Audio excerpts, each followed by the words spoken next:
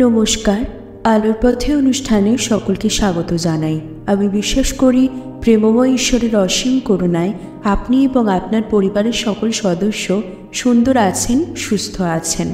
প্রভুকে ধন্যবাদ, এই সময় তিনি আমাদের সকলকে সুযোগ করে দিয়েছেন তার জীবন্ত বাক্যের সম্মুখে আসতে। আসুন ঈশ্বরের বাক্য থেকে আজকে আমরা খুঁজে দেখি ঈশ্বর তার সন্তানদের অর্থাৎ যীশু খ্রিস্টের বিশ্বাস হেতু যারা ঈশ্বরের সন্তান হওয়ার অধিকার লাভ করেছে তাদের তিনি কিভাবে চলাফেরা করতে বলেছেন।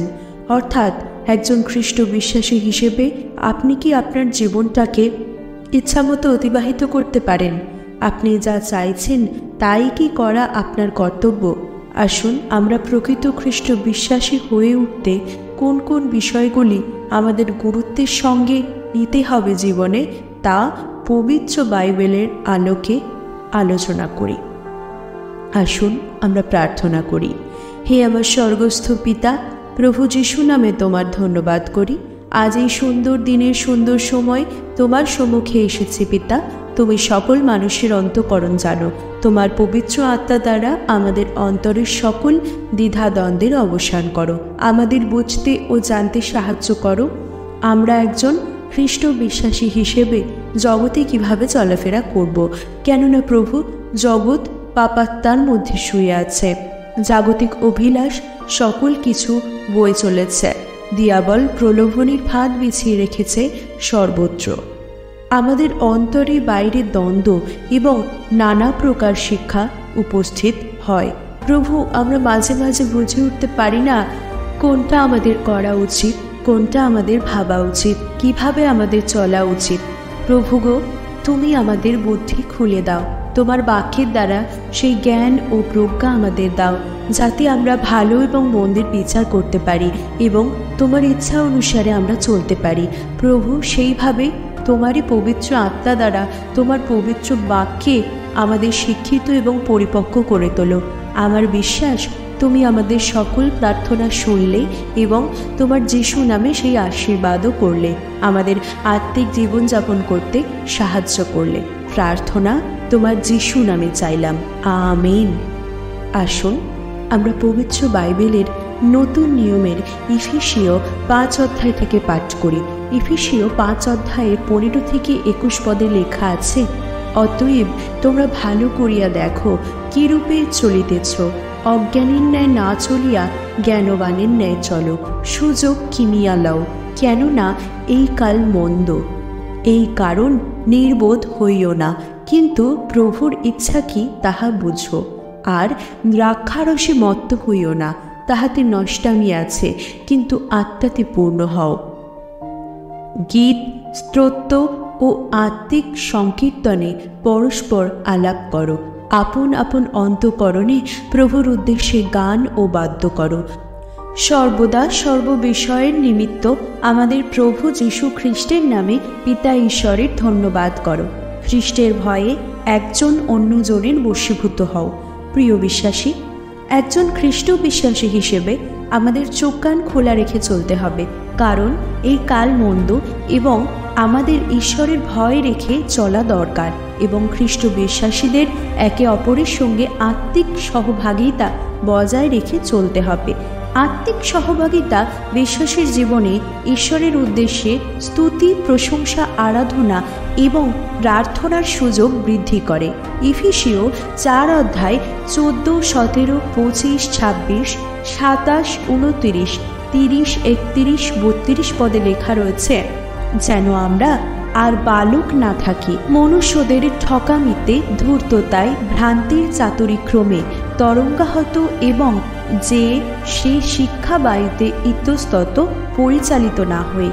অতএব আমি এই বলিতেছি ও প্রভুতে দৃঢ়রূপে আদেশ করিতেছি, তোমরা আর পরজাতীয়দের ন্যায় চলিও না।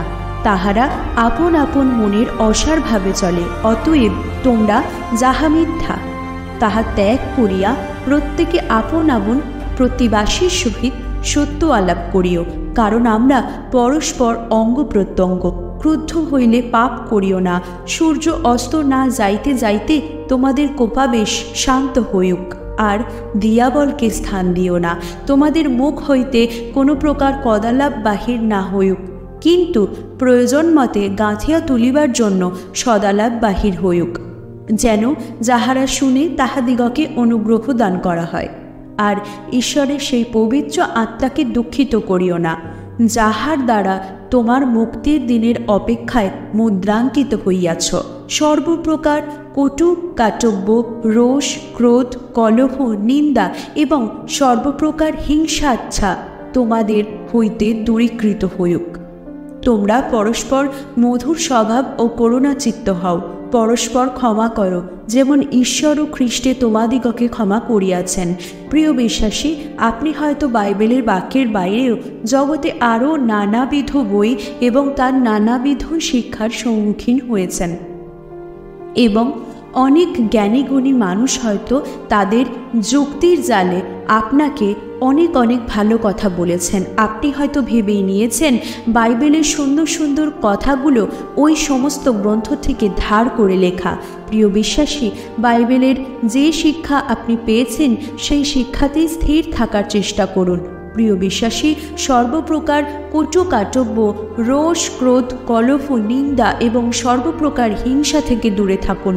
পরস্পর মধুর স্বভাব ও করুণাচিত্ত হওয়া এবং পরস্পর ক্ষমা করা প্রয়োজন, কারণ ঈশ্বর খ্রিস্টে আমাদের ক্ষমা করেছেন। আপন বিচার বিবেচনার উপর নির্ভর না করে বাক্যের আজ্ঞাবহ হয়ে চলুন।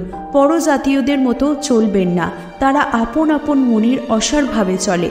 কলসীয় 4 অধ্যায় 6-7 পদ পাঠ করলে আমরা বুঝতে পারব একজন খ্রিস্ট বিশ্বাসী কিভাবে চলবে। অতএব খ্রিস্ট যিশুকে প্রভুকে যেমন গ্রহণ করিয়াছ তেমনই তাহাতেই চলো, তাহাতেই বদ্ধমূল ও সংরক্ষিত হইয়া প্রাপ্ত শিক্ষানুসারে বিশ্বাসে দৃঢ়ীভূত হও এবং ধন্যবাদ সহকারে উপচিয়া পড়ো। জগতের উৎসব অনুষ্ঠান যা আপনি চোখের সামনে দেখছেন, আপনার কাছে অনেক কিছু আকর্ষণীয় বলে মনে হতে পারে এটা আমার পালন করা উচিত, ওটার মধ্যে আমারও আনন্দ পাবার আছে। কিন্তু প্রিয় বিশ্বাসী, একজন খ্রিস্ট বিশ্বাসী হিসেবে বাইবেল আপনাকে অন্যভাবে চলার পরামর্শ দান করে। আসুন আমরা পাঠ করি 1 যোহন 2 অধ্যায় 15 এবং 16 পদ। তোমরা জগৎকে প্রেম করিও না, জগতিস্থ বিষয় সকলও প্রেম করিও না। যদি কেহ জগৎকে প্রেম করে তবে পিতার প্রেম তাহার অন্তরে নাই। কেননা জগতে যে কিছু আছে, মাংসের অভিলাষ, চক্ষুর অভিলাষ ও জীবিকার দর্প, এ সকল পিতা হইতে নয়, কিন্তু জগৎ হইতে হইয়াছে। রোমীয় 13 অধ্যায় 13 পদ বলে, আইস রঙ্গরসে ও মত্ততায় নয়, লম্পটতায় ও স্বেচ্ছাচারিতায় নয়, বিবাদে ও ঈর্ষায় নয়, কিন্তু দিবসের উপযুক্ত শিষ্টভাবে চলি। প্রিয় বিশ্বাসী, এ সকল পদ শুনে আপনার মনে হচ্ছে বিশাল দ্বন্দ্বে পড়ে যাচ্ছি। আমরা জগতের মধ্যে থেকেও কিভাবে জগতের স্বভাবগত আচার আচরণ থেকে নিজেকে মুক্ত করতে পারি? আদৌ কি সেটা সম্ভব? অবশ্যই সম্ভব। এই বিষয়ে আমাদের পবিত্র আত্মার সাহায্য প্রয়োজন। আসুন ঈশ্বরের বাক্য সেই সিদ্ধান্ত নিতে আমাদের সাহায্য করবে। গালাতীয় 5 অধ্যায় 16 পদে লেখা রয়েছে, কিন্তু আমি বলি তোমরা আত্মার বশে চলো, তাহা হইলে মাংসের অভিলাষ পূর্ণ করিবে না। আমি বিশ্বাস করি ঈশ্বরের বাক্যের মধ্যে দিয়ে ঈশ্বর আপনাকে সিদ্ধান্ত নেওয়ার এবং আত্মিক জীবনে সঠিকভাবে চলবার পথ দেখিয়েছেন এবং জগৎ থেকে নিজেকে পৃথক করে খ্রিস্টের উদ্দেশ্যে যোগ্যরূপে চলতে সাহায্য করছেন। আপনাদের অনেক অনেক ভালোবাসা এবং কৃতজ্ঞতা জানাই, কারণ আপনারা প্রত্যেকেই সমস্ত ভিডিও খুব মনোযোগ সহকারে শুরু থেকে শেষ পর্যন্ত দেখছেন এবং ভিডিও প্রচুর পরিমাণে শেয়ার করেছেন। পরমেশ্বর পিতা আপনাদের সকলকে আশীর্বাদ করুন। ঈশ্বরের বাক্য অনেক অনেক করে ছড়িয়ে দিন। অবিশ্বাসী প্রিয়জনের কাছে শেয়ার করুন, কারণ বিশ্বাস শ্রবণে আজ থেকে আসুন আমরা নতুনভাবে চলি। সকলকে জয় যিশু।